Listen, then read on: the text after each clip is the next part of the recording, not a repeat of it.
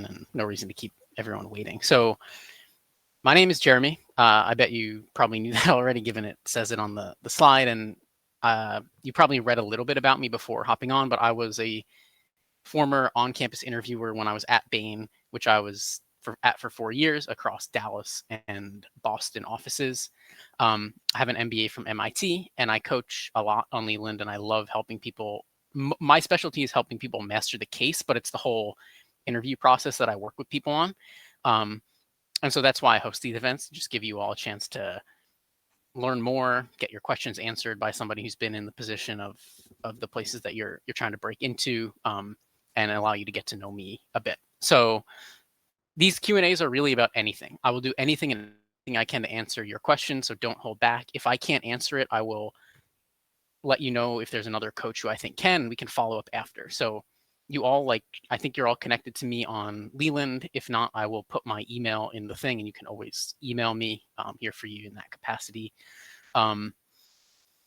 One thing before we get in is there is something called the Consulting Interview Bootcamp that Leland runs. So I'm a part. There are many coaches who partake in this and lead sessions. I'm one of them. I think it's a great way to work with a variety of different coaches and learn the consulting interview process without investing in one-on-one coaching. And I, as someone who's been a part of it for a couple different cycles, I can say it's fantastic. So if you want to learn more, there's a link at the bottom here. And then there's also a link or code here that will get you a discount on it. So feel free to jot that down or just message me. As I said, that's totally cool. If you want to work at all in a one-on-one capacity, you can get a discount on the first session, Jeremy-RF-25. Super happy to chat about that as well. Or you can book a free intro call and we can discuss. So all of this is just logistical stuff. One other thing to note, at the end of this session, I believe there's a link that comes up either on the screen or via email asking you to leave a review. So if you get something out of this, I would highly appreciate any kind words that you have. But first, let's see if I can be helpful. So let's get into it. As I said, these are very casual, and they're here for you to get what you want out of it. So questions can go in the chat. They can come by just coming off of mute, or any other way you can find to transmit a question over to me. So without further ado, let's get into it. How can I be there for you all?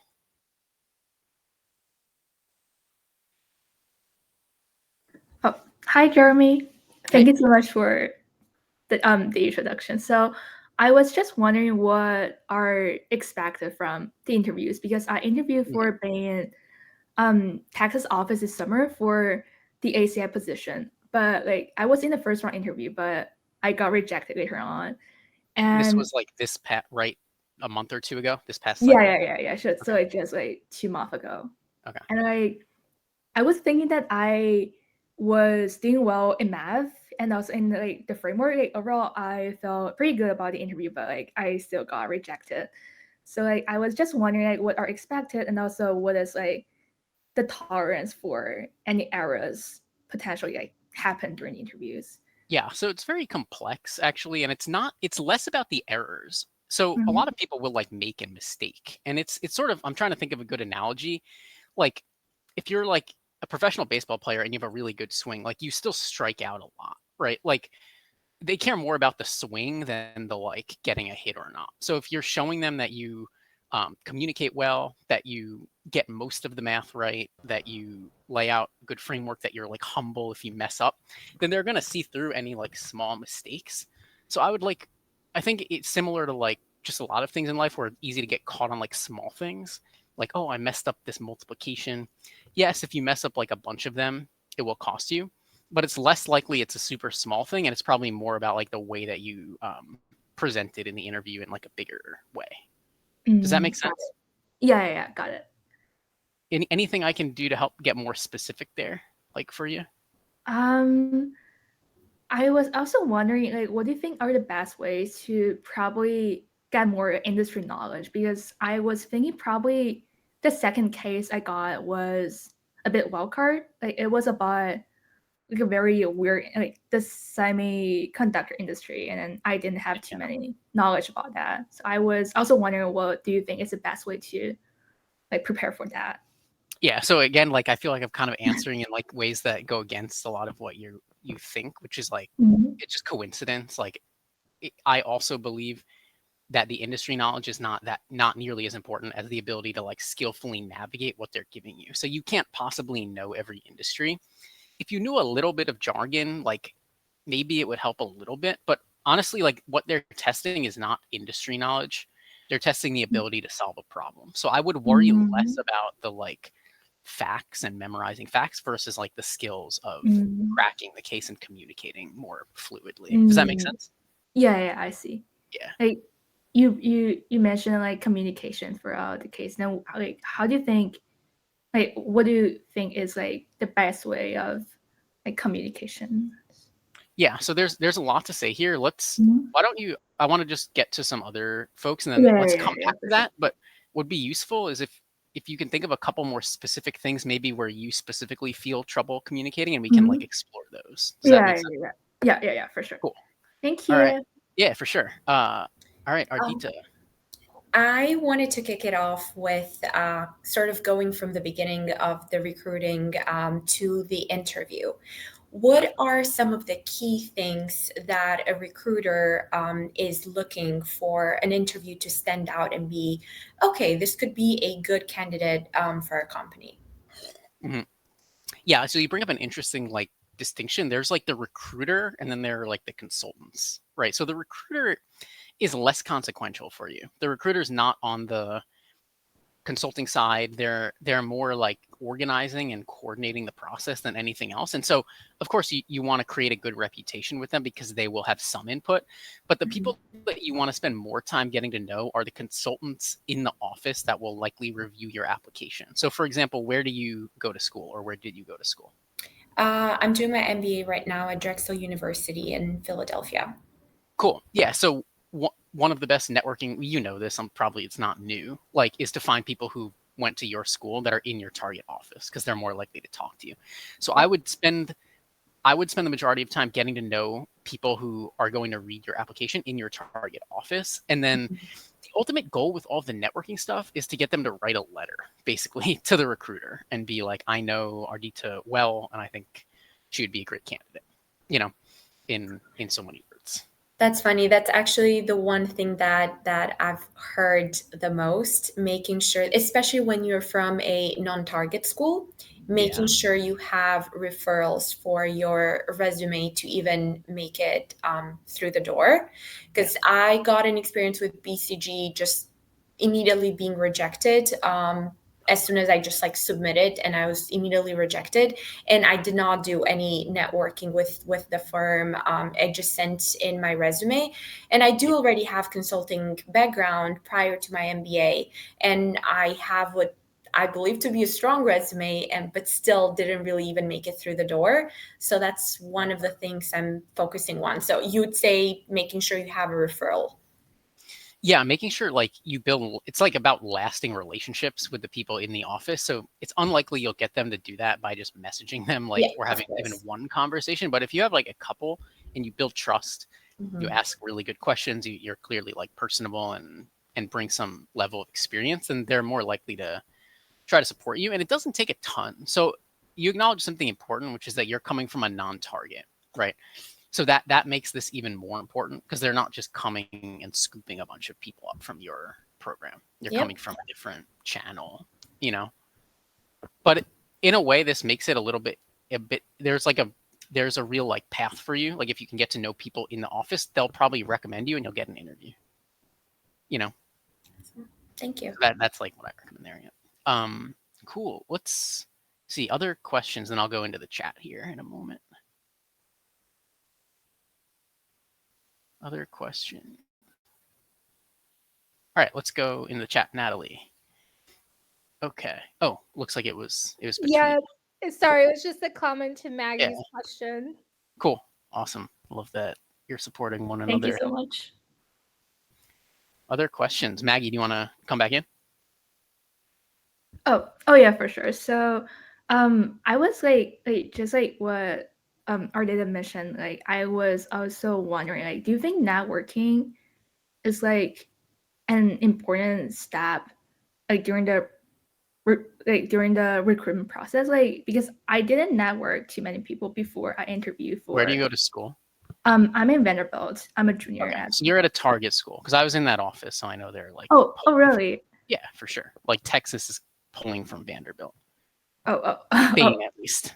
Oh, I see. Yeah. And like for the full time, I'm considering recruiting for like the California office, like San Francisco or like Los Angeles. Do you think like if I kind of want to go to other offices, do you think like networking or referral will kind of play a more important role in that sense? Yeah, I'm just gonna ask a couple small questions. Are you also like looking at other MBBs, or are you just like Bain specific? I'm also looking at other MBBs. Okay, so like MBBs and other consulting firms, and you want to go to California. Yeah. Yeah, so it depends on like how they're. I mean, I was at Bain a couple years ago, and so things might have changed. But your application, like if you put that target office, it probably gets routed to that office versus someone in Dallas reading it, or Houston or Austin. So I would try to find out from the recruiter. Like this is where the recruiters are like very good at helping you understand the process because they're coordinating it, because you can understand like how it works. Like with a simple question, like if I'm going to Vanderbilt, I know I'm a target school for Texas, but I want to work in LA or SF or Silicon Valley. How does that work? And then they should be able to tell you, and you can start to get to know people who will like be in the office where your application is getting read. And even if it's not, like they can still, it's really about the strength of the relationship, right? So if you can get to know people well enough, they can just write to the relevant person. Oh, got it. And you got an interview already. So that's good news because they're more likely to interview you again now. Got it. I was also wondering, do you know like who is the first one to read the resume? Is this the like are they the recruiters or they are the consultants? So when I was there, consultants were reading them. I need to like check in with the relevant people like that I know there. But I don't think anything's changed. Like the people, there's basically like a school team that is assigned to each school, at least the target schools, which is what you go to. And it consists of like a partner or two, a couple senior managers or one senior manager, and then a bunch of people who like went to that school generally. And those are the people that would be looking at it, because they're also going to like, let me give you an example that might be also helpful for Ardita. Like when I was at MIT Sloan, they would often ask me about the people they were thinking of interviewing, because they would want like to make sure the person was like a good human and like was like, you know, academically rigorous or whatever that they couldn't see on the resume. So they're trying to get like a holistic feel for you. So that won't be happening as an undergrad. But honestly, like with the people who do the internship this summer, they're like some of the people you can like get to know, and then they can just write something because they're employees of the company basically now. Got it. Thank you. Yeah, for sure. A follow-up right after this conversation. So I guess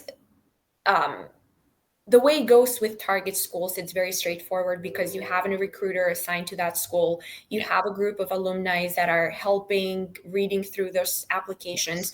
Then do you happen to know what's a process for if you are to apply online, you're not handing in your resume to a recruiter, your resume is going through online, and you're from a non-target school?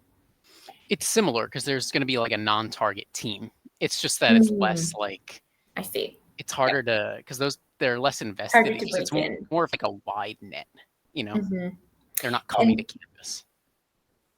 That makes sense. So then here's another question to that. To make it easier coming from a non-target school, because it's already harder and more competitive, would you recommend applying to some of the offices that are less competitive? And if so, which ones?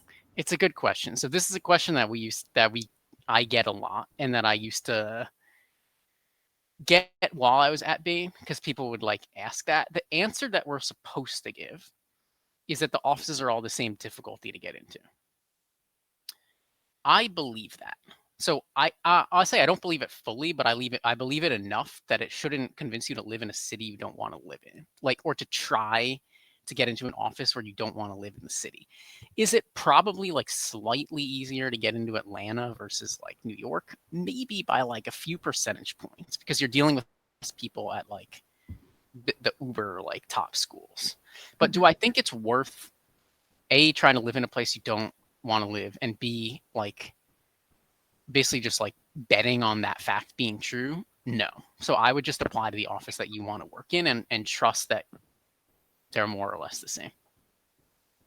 Okay, that makes sense. And I mean, in case of Bain, the good thing is that Bain doesn't necessarily have many offices across US for them to have like an office in the middle of nowhere. Normally it's like big metropolitan areas. Right. And I'm very flexible. If anything, I like moving. So that's why I was definitely considering it. Yeah, there are no like I know for like BCG and McKinsey they'll have an office in like totally random places, and yeah, like probably no one wants to live there, so there's an easier chance. But the worst or like smallest cities of Bain offices are probably like still considered like really good places to live. Great. You know? Yeah. Thank you. Awesome. Other questions from people? Yes. All right, Natalie. For the fit interview portion, Natalie, can you just write in the chat if you're an MBA candidate or an undergrad candidate? How deeply do interviewers expect? Okay, non-MBA. Are you an undergrad or are you like a lateral or industry hire? I would be considered an industry hire. Okay, all right, that's really good to know. And how many years have you been working for? A while. I've been in the workforce for 15 years now. Okay, cool. So you'd be coming in as like a Like consultant. yeah, basically. Or like I'm still learning really the nuances between the different firms, and I know that some of them structure the hierarchies a little bit differently, but that's my understanding based on the research I've done. Okay, and have you been working in consulting or a different industry? I've been really specializing in marketing and strategic Okay. comms and crisis management. That's good to know. So one of the things I do on these calls is I give like I try to not like sugarcoat stuff. I just try to give answers to the best of my ability based on like when I was there. I would say it feels to me generally like it gets harder to get in as you become more like entrenched on a different path, right? So you've been working in the industry for a long time, relatively, given most people that get hired into Bain are a few different pathways. They're undergrads, they're MBAs, there's some sort of like special knowledge that Bain is bringing in as like an expert, or they've been in consulting in another consulting firm and then like lateraling over, so you don't fit any of those exactly. So it's a little bit trickier, and you'd probably come in as a consultant. And your question was, how do they expect you to know the cultural differences between the MBBs?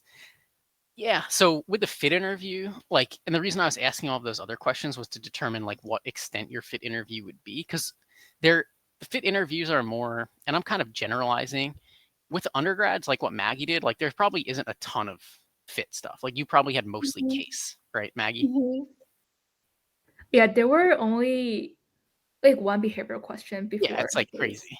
It's crazy. Yeah, so like you would probably have like a full fit interview, and they're not expecting you to like come in and like they know that everyone's applying to all these different firms most of the time. So they're not like coming in trying to like rat you out and be like, oh, this person like applied to McKinsey too, let's get him out of here. Like, no, it's more like, do you express that you reasonably like want to work at this company, and have some specific reasons for that being the case. So that's where like these conversations come in, where you're getting to know people, seeing if you vibe with the energy. And like a big part of my approach, because this is also how I approached it, and when I got my Bain job, was like I wasn't really BSing anything. I like actually got to know the people and actually wanted to work there. So I usually take the thing I advise the people who I work with and people in these sessions generally is to actually go in like with a discovering mindset of like, do I like the people and do I want to work at this company? If the answer is no, just like don't even try to work there. If it's yes, just tell them why that was the case. Got Very it. honest. I guess I was just asking that question because while I don't expect one of the questions to be like a comp analysis or anything like that, like I was just wondering how strict are they when they ask something like why here, and like they expect you to list like every single value prop of Bain in comparison to the other firms out there? Okay, it doesn't have to be perfect. No, it doesn't have to be perfect. Generally, those answers, they're very important, but they're not looking for like some golden, like I was born like wearing the Bain logo on my chest. Like it can just be like I spoke to these people. I consider myself to be I don't know, whatever. Like, I enjoy laughing, but I also am like super rigorous, and these people seem to like show me that energy. And I also love that with Bain, you can like get staffed mostly in your home office because I have 2 kids. So just like something that a story that checks out rather than some like golden like. Because most people, this is an answer like if you screw you can screw it up right by giving super generic stuff. So you just don't. Right. Cool. Thank you. Yeah, for sure. All right. Other questions? You can hop off mute or go in the chat. Any way is good. If no one else has a question, I will take it, but I don't want Go to for it. steal too much of the time if someone has a pressing one.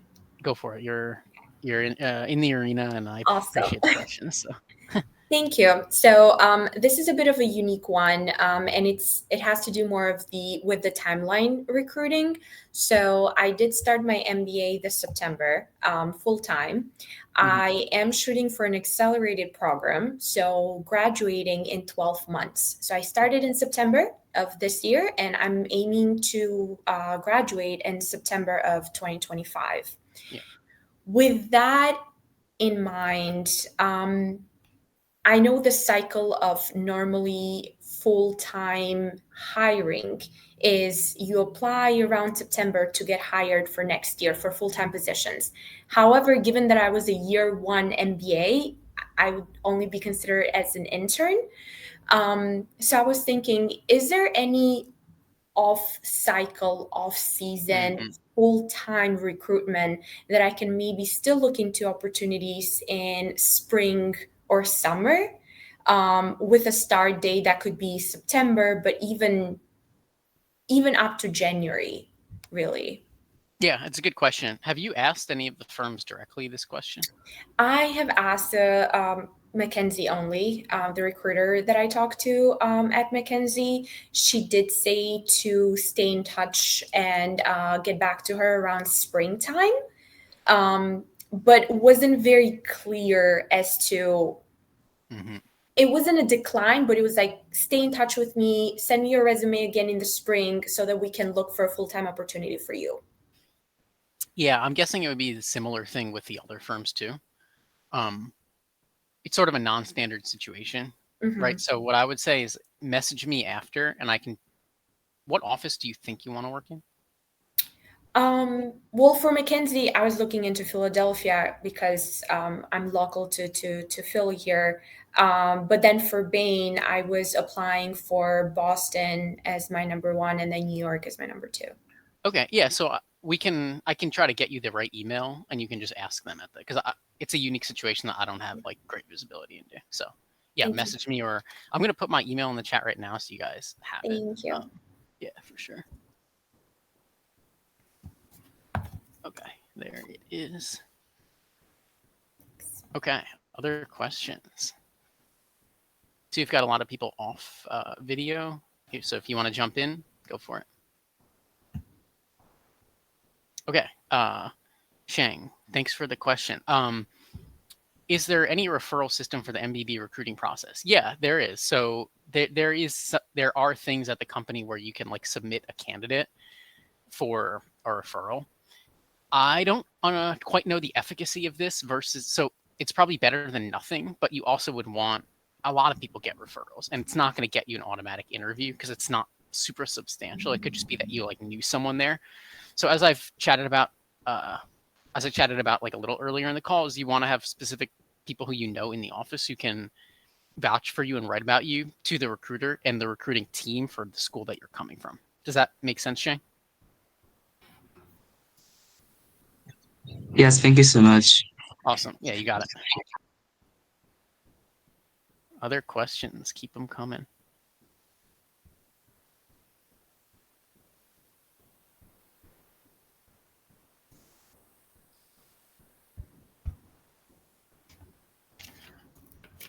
Don't be shy. Can be anything.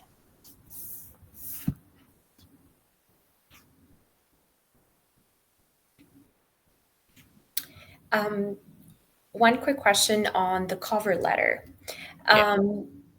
I hear conflicting ideas when it comes to the cover letter. Most of the time, it's not really being reviewed. However, if it's between two different candidates, they might go to the cover letter and sort of see which one is the strongest. What would you say about the cover letter? Would you recommend like more like a generic cover letter of why you're good for the position? Or would you really make it personalized to like maybe the mission statement of the company? Yeah, it's a good question. I'm just making some notes so that I can like follow up with these questions in better detail by just like talking to people who I still know at Bain. I think that these are not being read anymore. When I was there, people would read them. I wouldn't read them. With total honesty, I would generally just look at the resume. And I would search in the document. Like they would send us this giant document with all the cover letters and resumes, and I would just search for McKinsey and BCG and see if that was in there. Because if it was, I would just be like, they messed it up. And it was kind of funny, but I didn't really read the cover letter. And I think even more with the advent of these like language models, like people are just churning out cover letters with these online tools, and it's just a bunch of crap. So I would put way more effort into the resume and the networking versus the cover letter. And it wouldn't surprise me if they stopped collecting these in the next couple of years, because I think I hear other companies are not looking for them now anymore. So yeah. And to answer the second part of the question, yeah, it generally, like if they're going to read it, they'll want to see something that's more specific and not totally generic. So I would just tailor it, but don't spend too much time on it because it's not going to make or break anything. That's a good advice. Then going back to the resume as the most important one to sort of get you in the door. Obviously, a good tailored resume with the schools, the work experience. What's something that in the past experience that you've reviewed these applications, what's something that really stands out to you or makes a resume unique where you're like, oh, this is a really cool candidate, other than obviously the target school they're going to? Yeah. So it's really like you're looking at the whole thing as one. So it's like a lot of people, when they were coming in post MBA, they don't have consulting experience, but they have like some sort of experience. So you're looking at the school, what they're studying at the school. You're still looking at like undergrad GPA, GMAT, not as much, but maybe. You're looking at their activities, like are they engaged and interesting? Those are like the big things. It's not like too complex. You don't have to have done consulting before. Like that's like a misconception. But for you at an MBA program, like a huge part of it is the networking and getting to know people, because that's a huge way that they would make decisions with the candidates who I was going to school with. Was the people that that candidate would know at the office. They would host events. They would ask people like me if we knew the person, if we were in their section, like what we thought about them. So it goes much beyond the resume. Perfect. So it's who you know. Yeah. A lot of it, yeah. It's having a good enough resume, and then it's who you know. Yeah. Specific way to answer the question, why Bain or why BCG? Thank you for this question. There's not a right answer, no. Definitely not a right answer. The answer should be something that is reasonable and true, and it doesn't have to be too complex. Like they just want to see that you have a good reason for working at that firm and that it's not just something you found online. So a good thing to bring up is people you've spoken with, right? Or specific projects you've heard that people worked on that sounded super interesting to you, or like a specific practice area that you know. Like for Bain, for example, they have this giant private equity group where they're essentially working with the biggest private equity firms, helping them decide whether or not to do deals. And a lot of people go to Bain for that. So if that's something that interested you, like make it clear, but also make it clear why it interests you. Like, oh, I worked in private equity in some way, or I did a due diligence in business school and that was like the best part of my experience here. So I want to do that. Like, just make it personal, nothing too complex. Don't try to like, you don't have to, as I said, make it sound like you were like born to like work at this firm. Cause like for most people they're not, and they just want a good job. So just don't screw it up by like doing something super generic. Is that helpful there? Yes, awesome. Let's go to Diego. 2 quick questions. When does one ask for a referral, and in what stage of networking is acceptable? That's a great question. So let's see. Such as after an initial coffee chat, second chat, once. Yeah, these are like great questions. So it's a judgment call. It depends when the recruiting deadline is also. So like I started to get to know people in my target office well before I was applying. So they would give me practice cases. They got to know me because they meet me on campus. And this is like when I was an undergrad at Washington University. And so I didn't have to make the request until they really knew me. So the best time to make the request is like when the deadline's coming up or when you get to know them well enough that you feel comfortable doing it. So there should become a point where it's like, oh, this person like has seen that I like add enough value. I hate that term, but like that I can like have good conversations with them, that they understand my value as a future consultant. We get along. I'm going to ask them. So it's really just feel.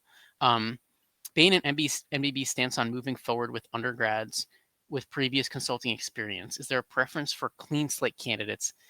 Yeah, this is a good question.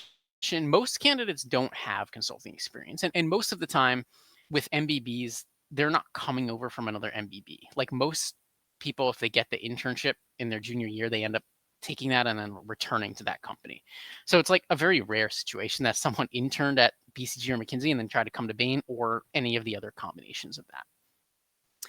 No, they're not looking for clean slate people. They're very open about this, and I can confirm that it's true, that there's not a specific thing they're looking for. They take like English majors, they take people who majored in like art, obviously not as much as people who were like business majors, but it happens. They're looking for people who can show that they're critical thinkers, they communicate well, and that they're going to care about the work. So you'll see a lot of people, for example, like me, who did like a finance internship. So I worked in investment banking that summer before. I hated it. It wasn't for me, but I was like just testing it out. And I also didn't get the Bain internship. So this is another thing I like talk about a lot. Like I struck out the first time, but they gave me like an automatic interview for the full-time recruiting next year. So I knew I'd done well, but just missed the cut. And I think that they respect people who are doing other interesting things, and you don't have to have been in consulting, nor is it bad if you were. Is that clear, Diego? Do you want to throw some specifics about your situation? Yeah, definitely. Again, thank you for taking the time, and I love the answers to both of those. Just to give you a little bit of context and background, I'm a first-year student at University of Washington, so the other UW. Nice. And nice. Yeah, I asked the second question mostly because I'm incoming at PwC for next winter, Cool. and specifically in their capital markets advisory. Mhm. And I wanted to ask if that's like if there's a preference, or if that kind of experience would be frowned upon moving into additional consultancy. No, it's great because people know the company and it's like Okay. reputable. It's like awesome. Sure. Got it. Sweet. Thank you. And I asked the first question just because I'm trying to get a better understanding of the recruiting timeline. I understand that I'm still a ways away, but at what stage, recognizing that the recruiting timeline for undergrad begins around the summer of your sophomore year, I'm curious, taking a couple steps back, when to begin with that networking process. What year are you now? Freshman. Oh, so yeah, it's awesome that you're working that internship this summer. You won't even be interviewing for MBB internships until like you have yet another summer of experience under your belt. So I would start if you're interested in doing it, start early. Like start to get to know people. If you know people from University of Washington in the MBBs that you can start building relationships with, like it's not too early because the trust will get built over time. And then when the time is right, you can just be like, hey, like, you know me. And they probably would do it without you even asking, right? So yeah, as I said, I had a fraternity brother basically who worked at Bain, and he was like 3 years older than me. And so we had like a really strong connection because he was telling me about Bain when I was a freshman. And I was like, oh my God, this sounds awesome. It sounds so much better than finance, which is what I like thought I wanted to do. And we created a strong relationship, and then he went to Bain, connected me to a bunch of colleagues. So if there's some sort of situation for you where you know upperclassmen or even like family friends, like this is like a total like dogfight. This thing, like just use like whatever you can get, and no need to feel guilty if it requires like family, friends, fraternity or sorority, like friends, and like, yeah, you just leverage whatever you can get your hands on. Got it. Thank you. Yeah. Thank you. For sure. Yeah. All right. Who's got something?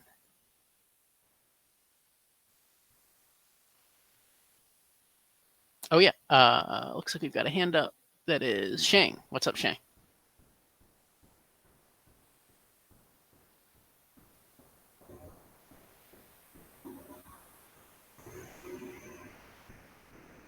Can't hear. It sounds like someone's off mute, but it's a little bit like loud. Other questions? Feel free to put them in the chat or just shout them. Jeremy, I had a question on the case study, actually, part of the interview. What would you recommend as a good resource to use? Years ago when I joined EY, I prepared for case studies. I'm preparing a bit more seriously for the MBB, just in case. I have the case on point behind me. Okay, I see. But I really hear like some hate it and some are like, yeah, it's very useful, and some are like, it's not useful at all. What would you recommend as like the best way to prepare? Yeah, so I'm happy this came up. Leland Plus. Have you heard of this thing? No. Okay, so basically, I think those case books are okay, but they're not gonna get you into the shape that you need to be in.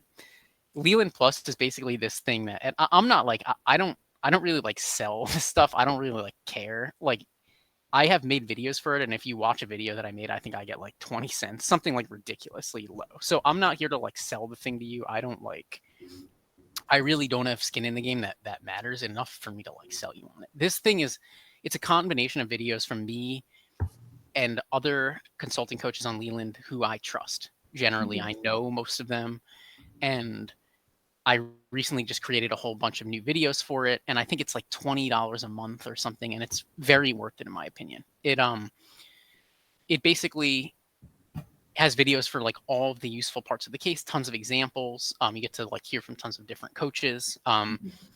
And so if you're looking for something that's like kind of go at your own pace, that is excellent.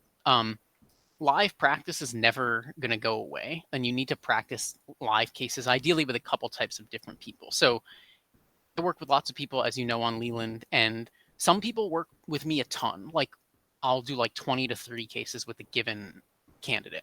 Other people, I'll do a few, and they're mostly casing with like classmates. But I think it is very important to get feedback from someone like me or someone else on Leland who's like been in the role, so that you're getting good feedback.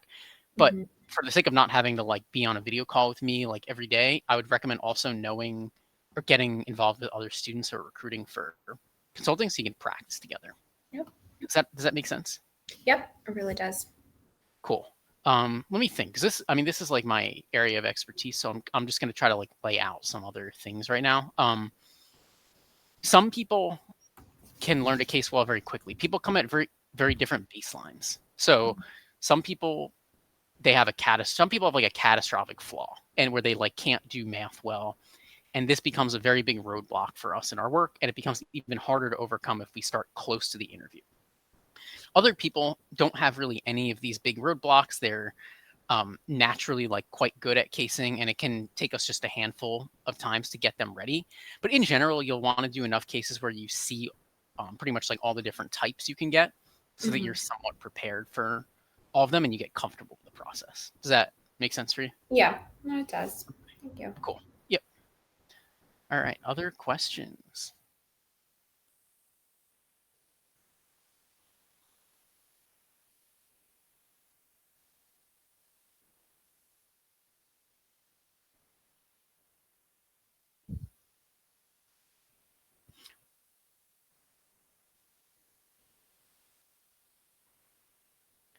Any other questions coming up for people?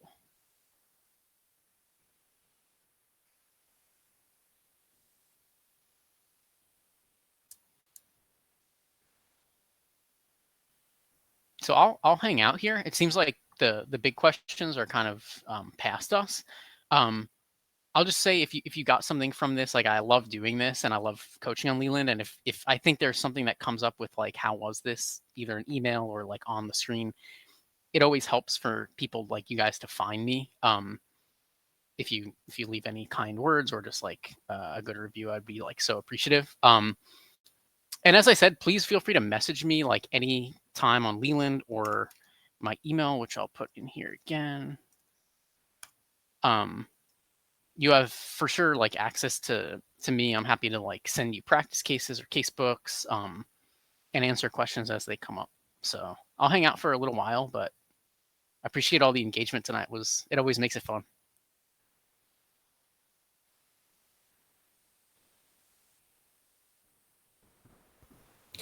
Thank you so much for all the help and Got it. answering all the questions. I sure. threw a bunch of questions at you today, so thanks for that. Yeah, I appreciate the engagement. Like as I said, never hesitate to reach out. I'm always happy to support. Awesome. Sounds great. I will send an email your way just to ask for any contact information, more specifically for those two Bain offices, just to see how it would work with the non-standard applications. Yep. Would appreciate any help with that. Cool. Yeah, you got it. We'll try to get you connected to the right people so you can figure it out. Thank you. Thanks. Cool. I appreciate it. All right, everyone. Thank you all for the engagement and hope to see you all soon. Bye-bye.